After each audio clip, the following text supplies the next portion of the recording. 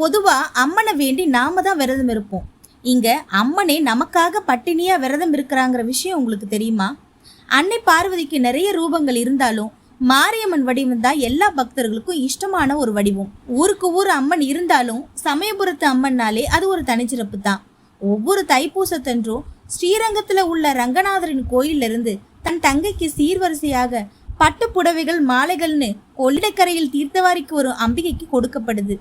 தட்சன் நடத்திய வேள்வியில் விழுந்து உயிர் விட்ட தாட்சாயினியின் உடலை தூக்கி சிவபெருமான் ருத்ரதாண்டவம் ஆடிய போது அம்மனின் திருக்கண் விழுந்த இடம்தான் இந்த சமயபுரம். இதனால இந்த இடத்துக்கு கண்ணனூர்ங்கிற சிறப்பு பெயரும் இருக்கு. அம்மனுடைய திருமேனியில நவகிரகங்களும் சர்ப்பங்களாக இருப்பதால அம்மனை வழிபடுவதன் மூலமாக நவகிரக தோஷங்கள் நீங்குங்கிறது நம்பிக்கை.